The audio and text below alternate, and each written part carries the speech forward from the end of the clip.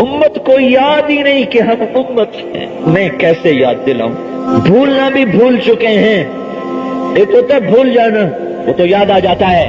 ایک ہوتا ہے بھولنا بھی بھول جائے، یہ بھی بھول جائے کہ میں بھولا ہوا ہوں، یہ بھی یاد نہ رہے کہ میں کچھ بھولا ہوں.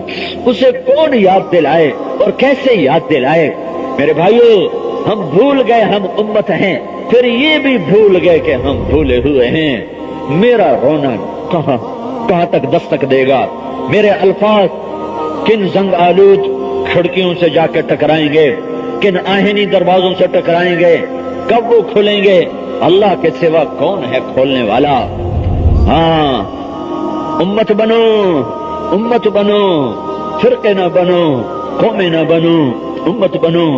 اپنی مذہب کا اختلاف رکھو امت بن کر، سیاسی اختلاف رکھو امت بن کر، پیشے کا اختلاف رکھو امت بن کر، رائے کا اختلاف رکھو امت بن کر. امت سے ہٹ جانا ہی سب سے بڑا زوال ہے. امت سے ہٹ جانا ہی سب سے بڑا زوال ہے. ہماری ہلاکت کا سبب حکمران نہیں ہے. میں ہوں طارق جمیل، تم ہو تم. اس میں حکمران بھی آ گئے، اس فوج بھی آ گئی، پولیس بھی آ گئی، سیاستدان بھی آ گئے، تاجر بھی آ گئے، ریڑھی والا بھی آ گیا. جہاں کا مزدور بھی اللہ کا باقی ہو، وہ بھی انعامی بانڈ لے کے بیٹھا ہوتا ہے. ریڑھی والوں کو جوئے پہ لگا دیا، ریڑھی والا انعامی بانڈ لے کے بیٹھا ہوتا ہے. اللہ میرا کاٹ میرے دن پھر جاویں.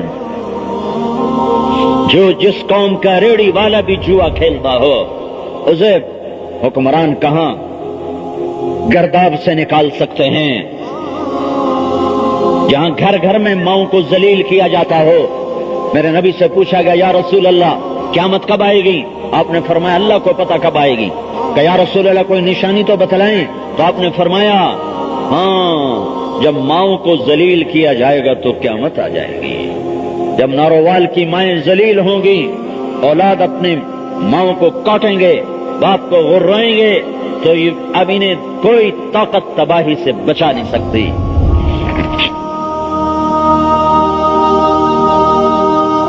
میں اور آپ سبب ہیں.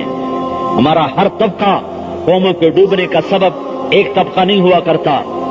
تمام ایک پھٹے کے اکھڑ جانے سے کشتیاں نہیں ڈوبتی. سفینے ڈوبتے ہیں جب تختے اڑ جاتے ہیں.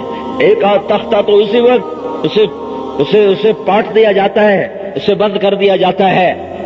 صرف تاجروں کے بگاڑ سے قوم نہ ڈوبے گی، صرف زمینداروں کے بگاڑ سے قوم نہ ڈوبے گی، صرف حکمرانوں کے بگاڑ سے قوم نہ ڈوبے گی. قومیں ڈوبتی ہیں جب ہر طبقہ نافرمان اور اللہ کا دشمن بن کے اللہ کو للکارتا ہے. دیکھتے نہیں ہو جب رات ہوتی ہے تو چاروں طرف گھنگرو کے چھنکنے کی آوازیں آتی ہیں اور سکرینیں آباد ہو جاتی ہیں. ننگے بدن تھرک رہے ہوتے ہیں اور گھنگرو کی چھنک اور جام کی چھلک زمین کو تباہ و برباد کر دیتی ہے. وہ نوجوان جو راتوں کو اٹھ کے رویا کرتے تھے اور مسلوں کو آباد کیا کرتے تھے اور اللہ کو آہوں سے سسکیوں سے منایا کرتے تھے، وہی نوجوانوں کے سامنے سکرین ہوتی ہے اور کوئی ننگی ناچ رہی ہوتی ہے اور وہ بیٹھ کے دیکھ رہے ہوتے ہیں.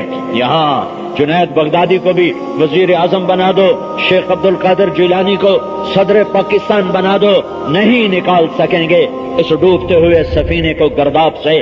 جب تک اجتماعی لوگ توبہ نہیں کریں گے، اجتماعی طور پر اللہ کے سامنے سر نہیں جھکائیں گے، اس وقت تک میرے بھائیوں اس بھنور سے نکلنا ناممکن.